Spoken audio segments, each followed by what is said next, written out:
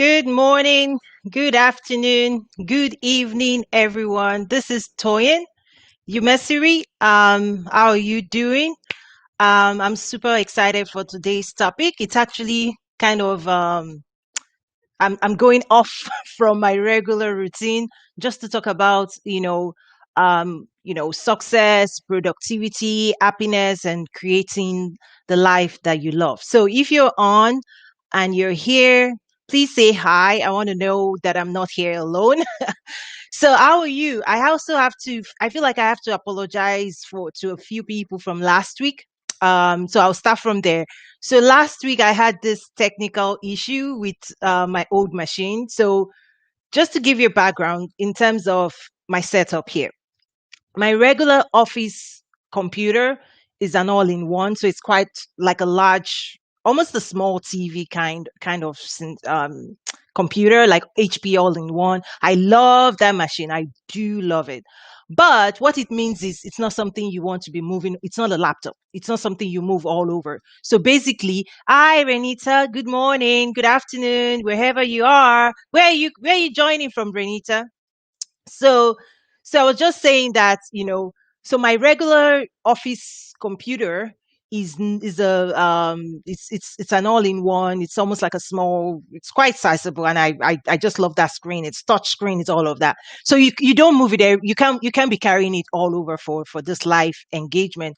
So what did I do? I basically had this old end of life machine that I just dedicated in this spot. So this is a setup I do not touch. I do not do it. I just leave it this way all day, all week. And anytime I want to go live, all I have to do is just come and sit down, turn on the machine, and that's it. Right.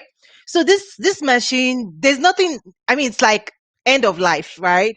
I don't do anything on it. It's just for internet and going online. That's all I use it for. It's usually sits here permanently.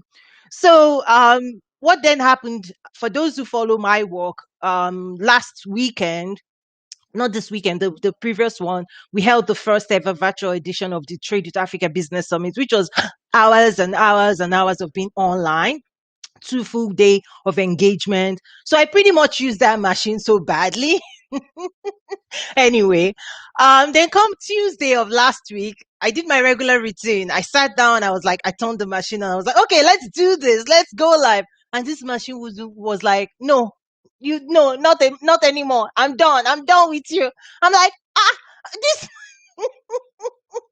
So for like 30 minutes, I was like uninstalling things and like, this machine, you internet, right? I'm not even doing anything, just internet. This machine was like, no, Tony, no. I still said I will go live. I went live, and then while I was still talking to you guys, it just died. Like it just froze. People could hear my voice. I was like, OMG, okay. I understand, machine. I understand. You're done with me. So yes. So my old machine stuff. Oh, Renita, you're here in Chicago. Nice. I'm also here. I'm actually in the suburbs. So nice to connect with you. So yes, so basically that's what happened last week. My old machine pretty much gave up, and then I had to figure out what am I going to do. Again, my office laptop computer is not something I want to do with this. It's so large. I don't want to be moving it around. You don't even want to do that. So yes, so last week I ended up going to buy a new laptop, a new computer. I was like, oh, this was such an unplanned stuff. But what I ended up doing was, okay, if I'm going to buy a new laptop, then I want to buy something really good. So yeah, so I'm happy with this. It looks really clear. I hope you can hear me loud and clear. Right. So this is my first use of this machine in terms of going live with this computer. It's a nice HP something 15-inch, whatever. It's good. What I really love about it is actually a two-in-one, so you can fold it up into a tablet. So it's a nice size tablet if you want to fold it back. So yes, awesome. Okay, good afternoon, Bishop James. I'm always going to call you Bishop because now I know you. Now I know you. You're joining us from Nairobi, Kenya. So glad that you joined us. So today's topic, to be honest, is kind of about life, just life in general. I know for me, it's been quite intense in terms of our work and trade with Africa. So if you joined us for that event, you already got a lot of information, network, access, business stuff going on. So today I was like, you know what? This week is quite interesting, especially in America. It's back to school. So as parents, we're trying to get our kids ready back to school. We're dealing with, are you going to go virtual? Are you going to go in class? We're all trying to figure this out. And for my family, my husband is actually a university professor, so he's not just dealing with it for the home, but he's actually having to prepare for his students as well. So this week, I don't know if you guys can already feel, even online, that people are just like tired. People are really tired this week because there's so much going on, not just for work, but family, but kids, but school, but life. You're actually having to figure out a lot, given the pandemic and impact to school and work. So this week, we all have to be kinder to ourselves. We all have to find ways to relax, to rest. I know some people are trying to go on vacation, but where do you go? Where do you go? Right? So it becomes very, very important for us to just be kinder to ourselves, kinder to one another. So that's why this week I was like, what do I want to talk about? You've already heard me say trade with Africa. You've heard me all year, every day talk about that. So today, I'm not talking, though at the end, I'll give you some announcements of some of the things we're doing. But today, just keeping it light a bit. Oh, Dr. Seth, thank you for joining. I'm from Lagos, Nigeria. I appreciate that. So, just like you guys that already follow this live, whatever we want to call it, live show, yeah, if you have questions, just keep it straight, simple. I'll get to it after I dump my thoughts. Okay. So, today's topic is about productivity, success, creating your dream life, and also happiness. What does it mean to you? And I feel the first thing I want to say is about success. I think we all need to make sure we understand what success means to us, because people equate money. I think, let me just go there right away. People equate money in your bank to success. I mean, we want that, right? We want money, but is that truly the end game? Because one thing I realize is that the reason we care so much about money is because we're trying to buy a mindset. We're trying to buy a feeling. We're trying to acquire this feeling of freedom, right? Where we come to the world, understanding that if you have a boatload of cash sitting somewhere, then nobody can tell you what, you can live the life, you can live a free life, you can do whatever you want to do, you can buy whatever you want to buy. It's just freedom. Money almost means freedom in a way. So one thing I want us to think about is, what if you can be free? What if you can give yourself freedom every single day and not tie your happiness and your joy and your fulfillment to something that, your account or bank account? Like, that's a mindset that I'm just trying to explore with people, to say, okay, if just assume you have all the boatload of cash, gazillion billions, like, just like Donald Trump said, billions of billions of billions, right? I love how that guy says it. So anyway, let's say we have billions and billions in your account right now. How would you feel? And if you can capture that feeling, can you just feel it anyway? That's a question. I don't know if people can do that. Because one thing I also talk about in terms of wealth creation, if you realize that, okay, it's not like you have a rich uncle somewhere, or somebody's, if you understand that you want to create wealth, then you're going to realize that you have to have a mindset of abundance. In order to create wealth, you need a mindset of abundance. You cannot come to this whole wealth creation space with a mindset of lack, or not having. You actually come into the wealth creation space from, I have everything I need to go after what I need. So, and that connects to what I see as success.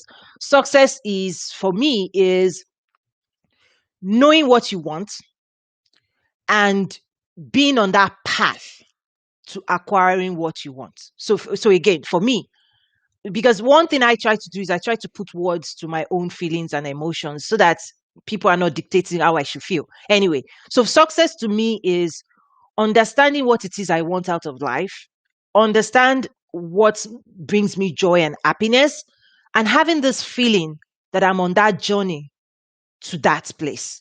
And then enjoying every step of the way and not feeling like, oh, when I'm 80, you have that stick in your hand. That's when then I will be successful. Nope, nope, nope. We're not playing that game. I've seen it. I've seen people at the end of life. My own father has passed. I've realized that though you don't need to wait, you know, 40 years. You don't need to delay your joy. You don't need to delay your happiness. You don't need to delay being thankful, being joyful, being grateful, living a good life. You don't need to delay it. In fact, you don't need to delay it another 24 hours.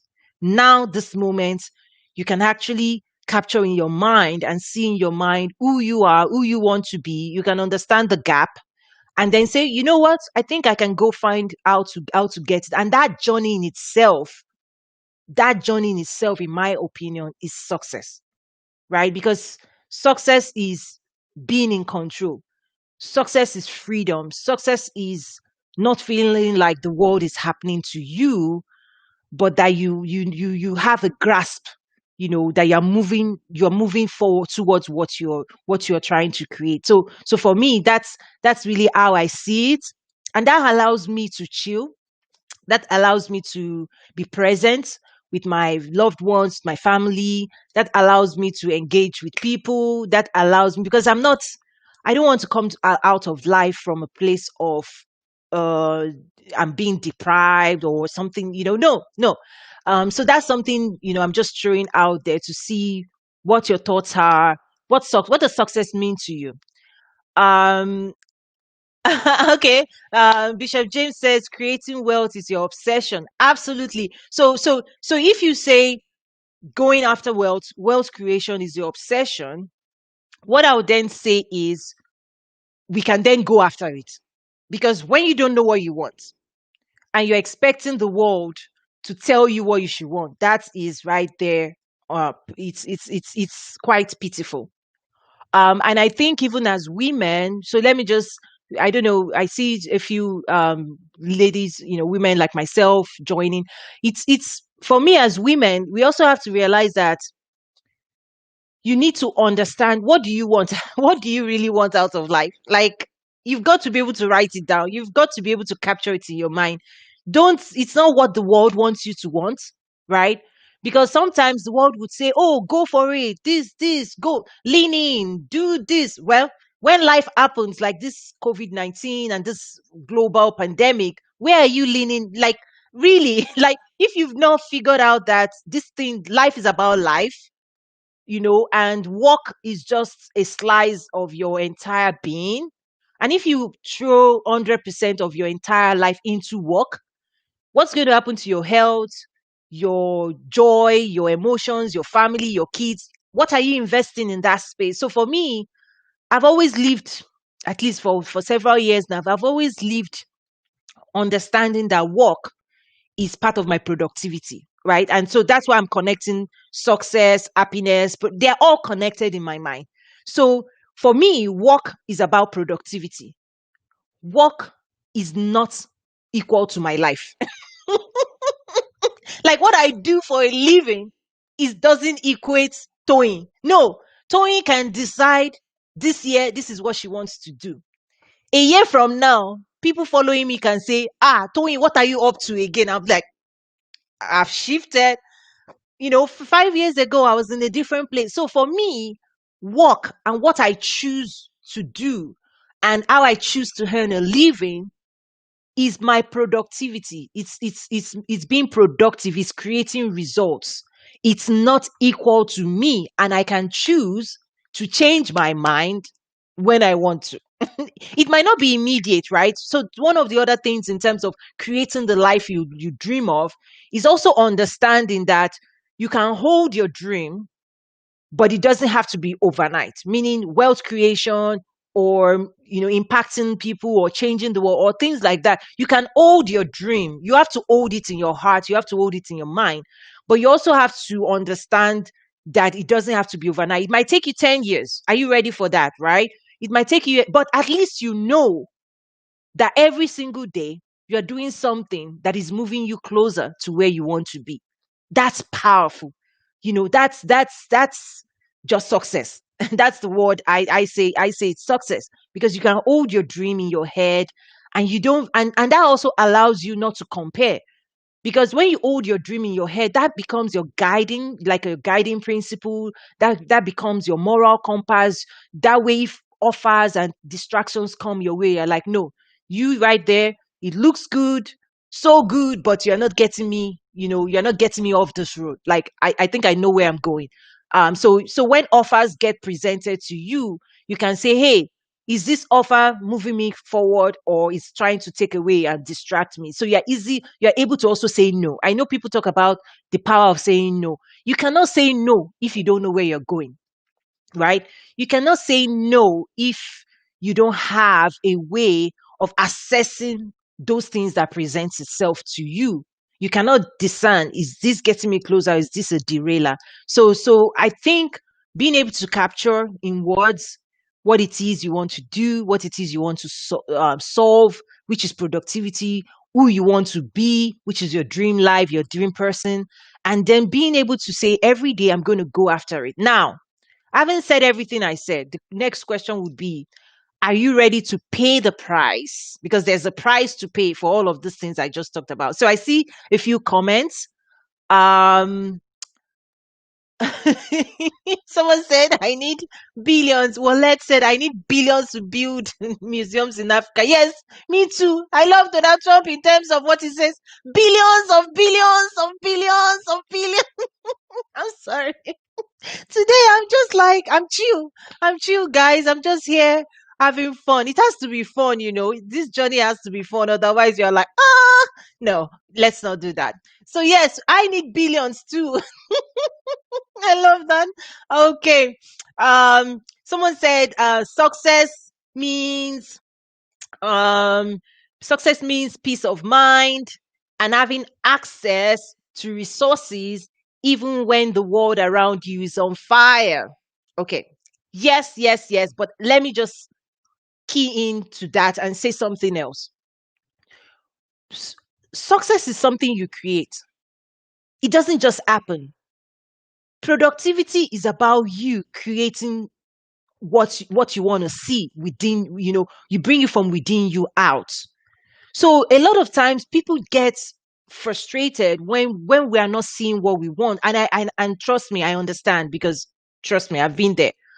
But success is not something that just happens. I want to kind of strike a balance. I want to give people and empower people to know that you have a role to play.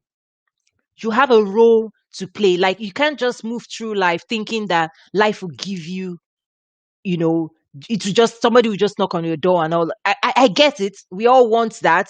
We just want people to say, hey, Tony, here is a boatload of cash. Oh, Tony, I love you so much. Yeah, we want that. I want that. So, if you want to bless me, please bless me. But I'm just saying, it's going to be sad if you're living your life 100% waiting for it's like you're giving other people your power. Like, if people don't reach out to you, or if people don't call you, or if people don't do XYZ for you, then you're like, oh, life is this, life is that. I'm trying to say, let that be maybe 20%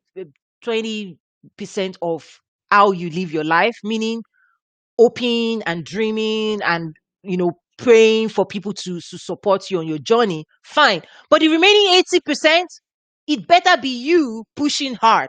It better be you crafting, designing, moving, shifting, right? It better be you, because that in itself is productivity. Because if you it and it's maybe it's connected to something I talked about before, and I'll probably talk about in the future, about foreign aid versus foreign trade, right?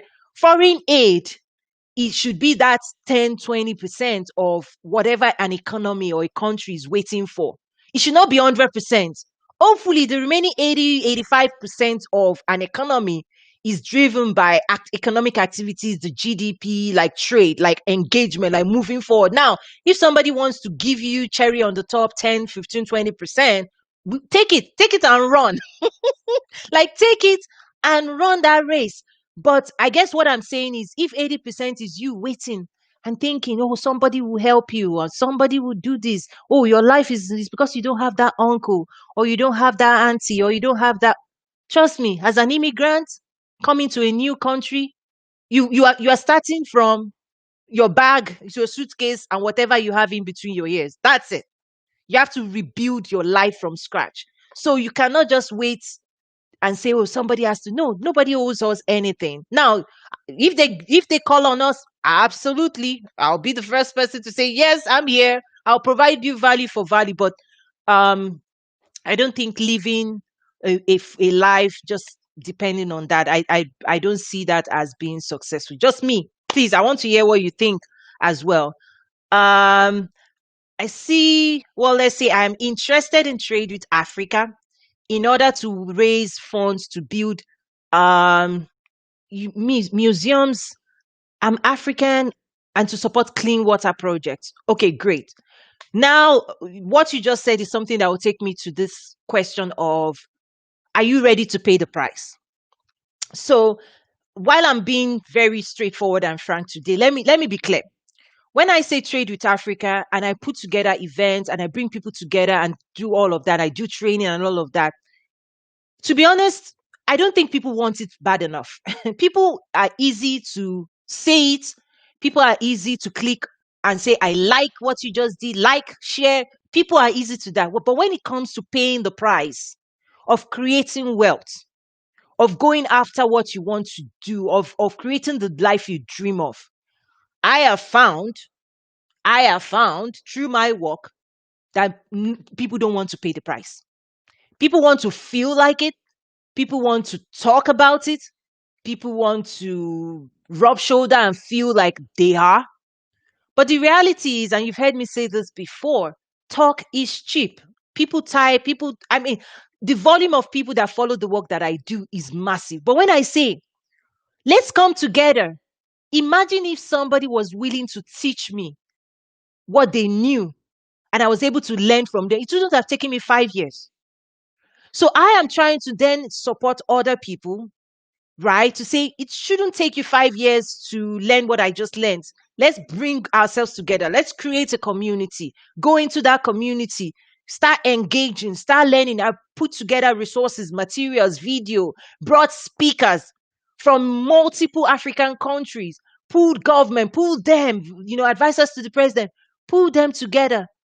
And then I invited people. And then people are like, oh, I don't want to be bothered. Oh, I'm like, okay, but those who showed up, you just need to go and check out the people that showed up, how blessed they were, right? Their life, literally, I get comments, I get emails, I get the life transformative information and connection that they've received from just that engagement. I'm like, yeah, that's how it is. I mean, for me as a Christian, when I look at the Bible, I see those things paralleled still happening today. Like, you know, Noah would say something like Noah would say, hey, here's the hack. Let's everybody come and take what you want. But reality is, when it's time for people to do the work and go into the boat and get involved and get into the community, only a handful would pay the price. So the price of success. So when we look at the world today and we say, oh, top 1%, top 5%, top 10% of the people in the world, I understand. Because even on my own journey of success, I now know that this path is narrow. This path is narrow. The price you have to pay is steep. And not everybody, the system by itself weeds away people that are not ready to pay the price. So that's what I mean. Right now, I'm in that reflective mode. We've just finished one of the biggest engagements. So I'm kind of in that space of, what impact did my work have? What is the ROI? Like, how successful was it? We've asked people to complete surveys, so they've sent me feedback. Like, how can I improve my? So I'm in that space. But one of the things I would challenge people to do is, hey, I'm doing my part. right? I do my part to try and bring all this knowledge, like things that took me 5 years to acquire, networks of people that, good luck, trying to connect with somebody in Morocco, or right. But we bring all of those information together and say, hey, tap into my network. Hey, tap into these resources. They are really gatekeepers that can connect with you. So I hear you. I hear everybody saying, okay, towing, trade with Africa. We were interested, but I'm saying, be ready to pay the price if you really, really, truly, truly want to be a part of it, in terms of not just talking about it, but you actually want to engage commercially. I know I just went on there. Wallet, you also asked, am I speaking about transcontinental trade in Africa? I'm here to learn more. So, to be honest with you, if you truly want to consume as much content as possible, I've actually created a trade community, and that community, let me see if I can find I'll do that right now. So this is the information. The Nazaru Trade Community is www.nazaru.trade. And the reason that community became so important was because people would reach out to me randomly. Tony, I want this. Tony, can you help us here? Tony, I want to partner. Tony, I want to collaborate. And I'm saying, instead of just saying no, yes, no, I truly understand that this is a journey of a lifetime. Because if you're trying to build a business, it's not just a one-time thing. It's not just today. Like, even if I answer all your questions today, a month from now you're going to have another pile of questions. 2 months from now you're going to encounter hurdles and challenges, because that's just the nature of business. That's just the nature of trade. That's just international. That's just the nature. So you're going to need a strong network. You're going to have a lot of questions. So for me, just trying to organize that led me to creating the trade community, and we have hundreds of people already there, right? So that's where I transfer people to say, if you want to invest in yourself, if you want to grow, if you want to understand, if you want to access resources. In fact, I'm doing a training, a master class this Saturday. It's called the Trade and Investment Facilitation Masterclass, and it's going to be this Saturday. That masterclass is complimentary to our community members, but anybody that wants to sign up and pay for it, it's currently being discounted. I can share that after this live session. But basically, if you go to Nazaru.trade, you can find the information as well. So for me, what I've decided to try and do is to structure and streamline how I support people, right? So through my coaching, I'm trying to structure it, because guess what? I feel like an hour here, 30 minutes there, off my calendar, I can use it to impact and guide people. But if you want one-on-one support, that's business in terms of coaching, and I'll be able to help you one-on-one. But I tell people, don't this journey is not journey you should go alone. But for us, we invite you to be a part of our community. There are hundreds of people like you asking questions. Just yesterday, for example, one of our community members was like, I'm looking for an international trade lawyer, right? And those are things we can quickly say, hey, talk to this person, talk to that person. Next month, it might be another question. So that's what we've done with the Nazaru trade community, is realizing that people have questions, people need network, people need contacts, people need understanding. And that's where we poured all the resources. Before, I would share things on social media, but you can't find it anymore. I mean, like even LinkedIn or Facebook, I shared content from a year ago that is still very much important and it's still relevant, right? That was one of the challenges I had in terms of, come on, like when I put all these things out there, only people that see it in 24, 48 hours actually benefits the most. So I've moved all that content systematically into our community. So it lives there. People can access it. People can see the content as well. And even the events that we just held, we've also moved the videos and the content to that community so people can still access it. So those are things I feel I can do to support people. So I also want to hear if you have ideas or if you have questions, if you have thoughts about that. If there are things I could do better, I would love to hear that as well. Okay. There was a comment said, thank you. I understand what you mean. about not waiting for others, and the 80-20 ratio regarding productivity. Okay. Help from without. Okay. What I meant. So let's keep the because it's flowing to the next section. What I meant by success is that the journey gives many lessons and hopefully a wider network. So one would be able to know where to get the resources they need for, or that others in your network would need.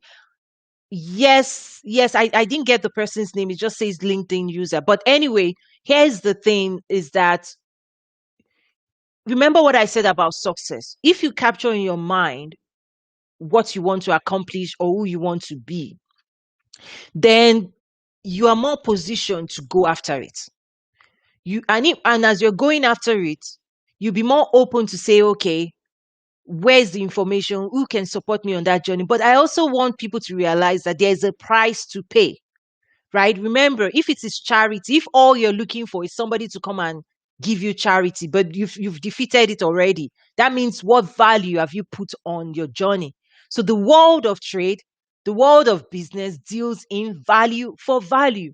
If you want somebody to educate you and teach you what they know in order to help you create wealth, what value are you going to give them in return? Because the world of business runs parallel to the world of charity. Unfortunately, what I see a lot of is people just, it's still back to that mindset of expecting people to give you charity, you know, and the information, the value of the information that will change your life is not free. I don't know, I may be wrong, but what I have seen is that for me on my journey, it's it's pretty much investing in myself, whether through education, whether through books, whether through conferences, events, showing up is even one of those things, right? So what value have you put on your journey as well? um Bishop James says you are so on point to him. There's a huge difference between enthusiasm and passion. Yes, and I don't even know, honestly, I don't even know how to distinguish it. What I just see, especially in the world of social media, that it's easy for people to like, click, share, and do all those and tweet, on Twitter, tweet, tweet, tweet. In fact, the top 1%, top 2%, top 5% people in the world, you won't find them on social media. I'm telling you, for real. Like the people that I've engaged with that they are so busy, they will hire somebody to be tweeting for them. That's it. They will just pay some because Twitter hasn't been, it's not factored into. That's not how they generate their revenue, right? That's not how they make money. But you and I, I'm joking, right? But honestly, so I see that. Just think, I talk about Nigeria a lot, but a population of 200 million people, the activities that Nigeria generate on Twitter, if they will put it into something else, well, the world is yet to see what that nation can create in terms of productivity. So spending 12 months tweeting, I want this, I want that, I'm doing this, and arguing and engaging and, intensity of conversation on Twitter from January to December does not mean you are being productive.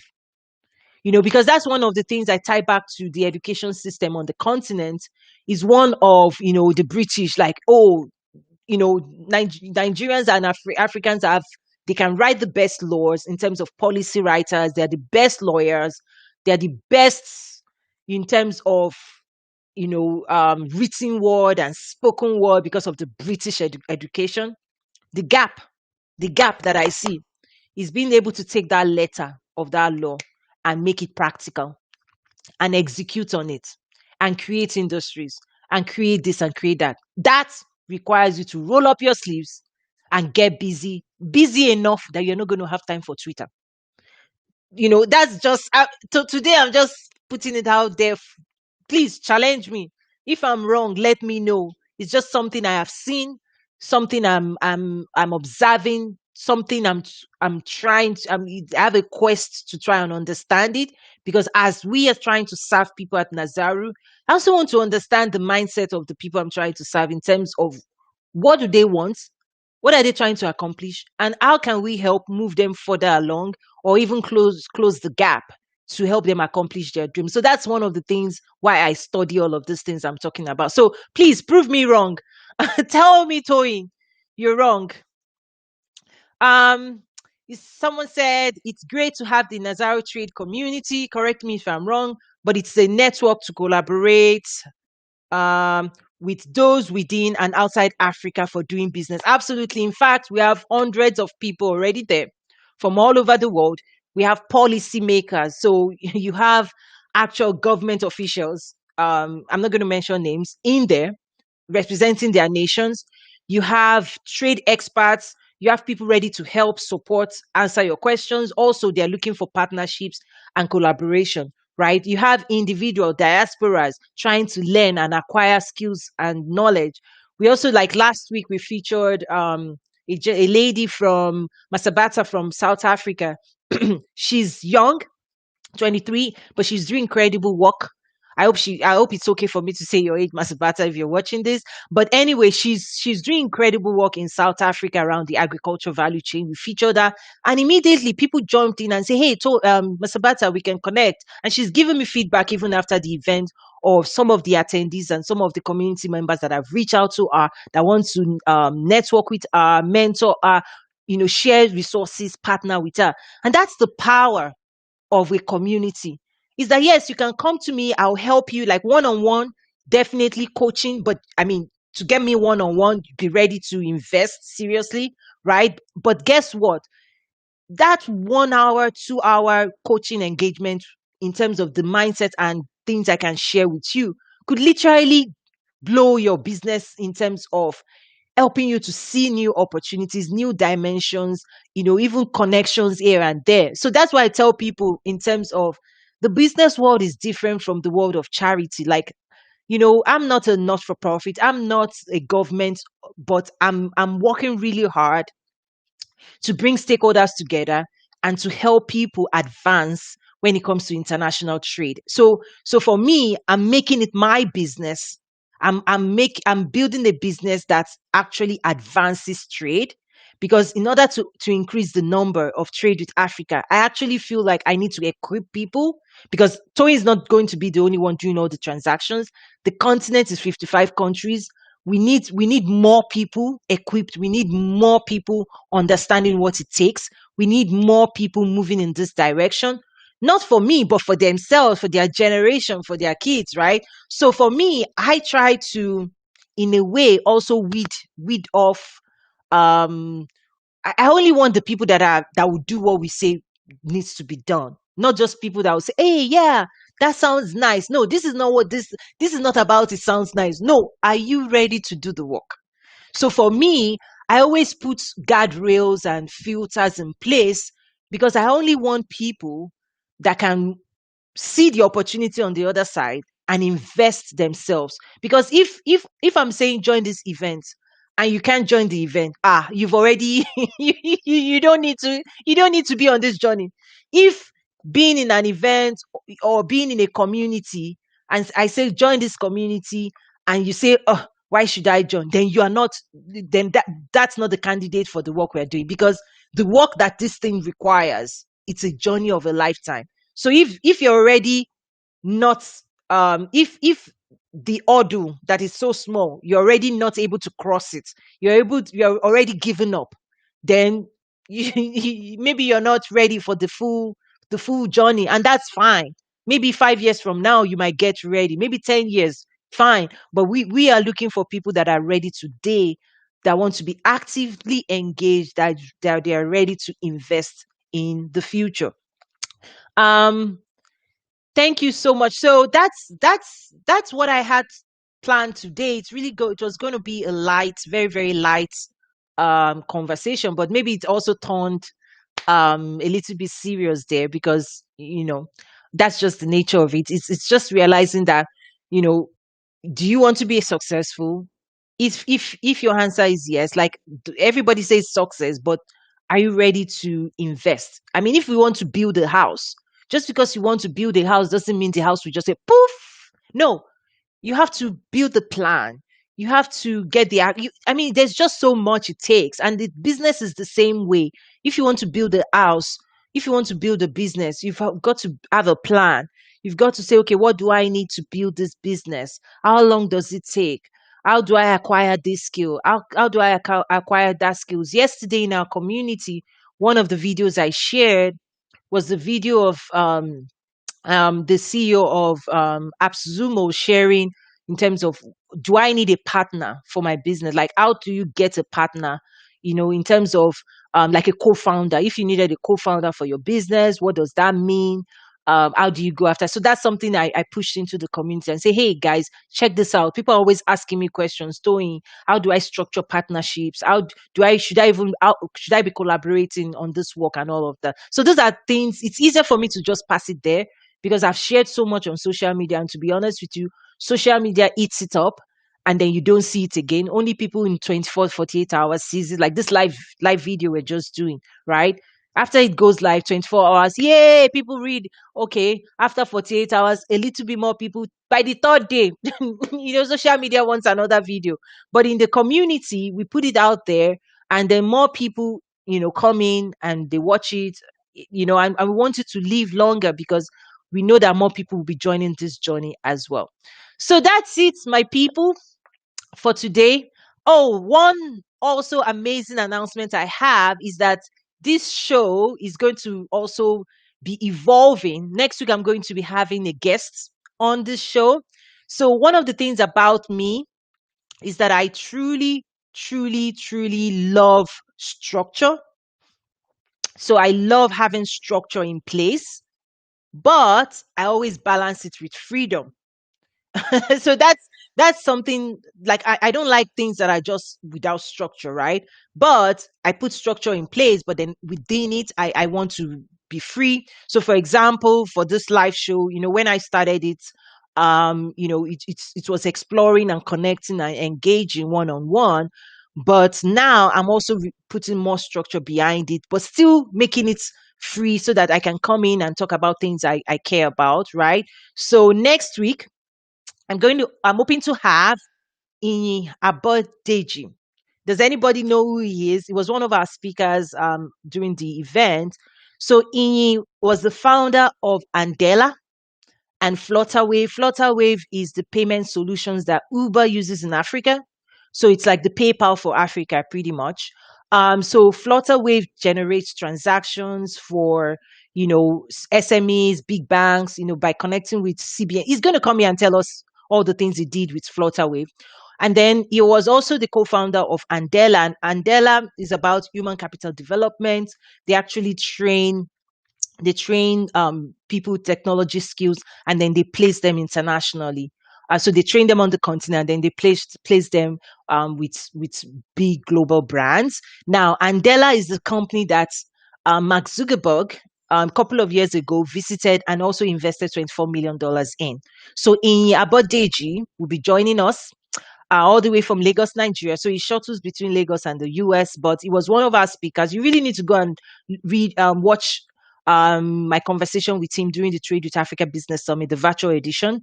But I told him, I said, you know what, we need to keep this conversation going. You're such an inspiration to millions of people around the world, to the youth. In terms of building a business. And one of the questions I actually asked him during the trade summit was, how did you manage your ego in terms of the success you've acquired and getting co-founders and working with people and collaborating? And I asked him point blank, do you think you would have been as successful as you are today if you went at it alone? And he said, no question, no. That he actually credits partnerships and collaboration to wealth creation as well. So I'm super excited to have him. So we're going to be having more people on here. And yes, so I'm happy to be here. If you have any questions, please send it to me. Also, my personal website is toyinyumesiri.com. Go check it out. And it's been a pleasure. It's been an honor to be here with you. And that's it, guys. Send me a message if there's any way I can be of help or support. But remember, the community that we've created is even more powerful. So things that I cannot do, a community can help you move forward faster. So see you again next week and stay blessed. Make sure you're resting this week. For those, there's so much going on around the world already, but be kind to yourself and let's be kind with one another. Okay.